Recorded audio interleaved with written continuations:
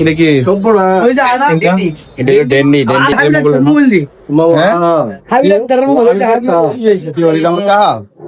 কামটা কি করলা তুমি? ব্যবসা করে ওনার বাড়ি দল্লা এবং ব্যবসা করে মেম্বার, হ্যাঁ সাবেক মেম্বার উনি। কামটা কি করছো কি রে? চুরিটা তুই নিজে করছো নাকি? নিজে করছ? হ্যাঁ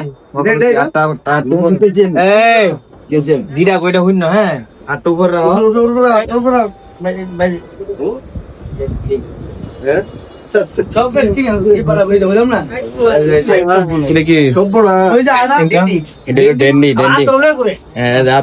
গোলাপ আছে, চন্দন আছে, ডেন্ডি। হ্যাঁ রাত দিয়ে বাজানে ডেন্ডি হয়েছে।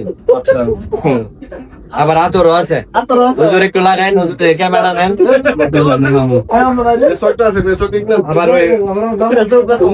জোর করে না। কৈতিক আনছো? তালচুর কৈতিক আনছো সেটটা? তালচুর কৈতিক আনছো? মাজারেতে? কোন মাজার? হ্যাঁ মুকলেশা। মোবাইল কি পয়রা ছিল মাজারের মধ্যে না কেউ দিছে? লইছি আমি 500 টাকাতে। 500 টাকা সেট লইছো?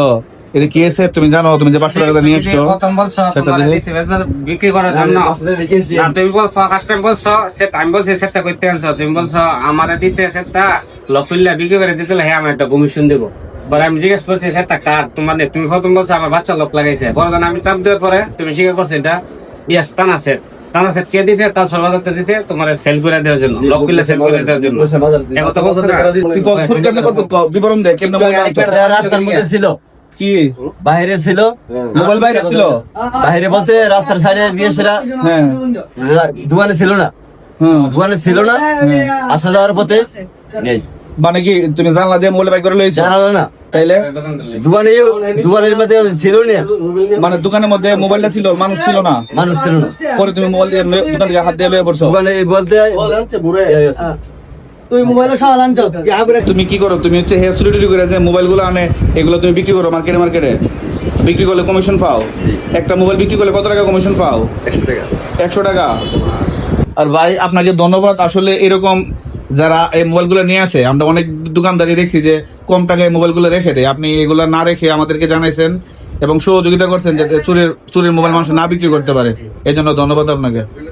আসলে সবাই চিনা রাখে, দেখতে খুবই সেন্সিটিভ ব্যক্তি উনি, নেককার ফরেজগার মনে হয় দেখতে। লগে পাইছি কি মেসক পাইছি, মেস পাইছি, আবার আত্তরের শিশি পাইছি, পকেটের মধ্যে ডেন্ডির ইয়ে আছে। ওই যে তালশোর একটি দোকান থেকে হাবিব ডাক্তারের দোকান থেকে, ওই হাবিব ডাক্তার বোধ উপস্থিত ছিল না, ওই বিদায় ওই যে মোবাইলটা উপরে রেখে গেছে, মোবাইলটা সে নিয়ে আইসা পড়ছে। তখন আমাদের জোরলোক মুন্সি দাদার মার্কেটে নিয়ে আসছে বিক্রি করার জন্য। তো আমরা তো আগে বলে দিয়েছিলাম তাদেরকে যে চুরি ছিনতাইয়ের মোবাইল যেমন তারা না কিনে। তার কাছে আসার পরে আমাদেরকে অবগত করছে, আমরা আইসা মোবাইলটা উদ্ধার করি তার কাছ থেকে।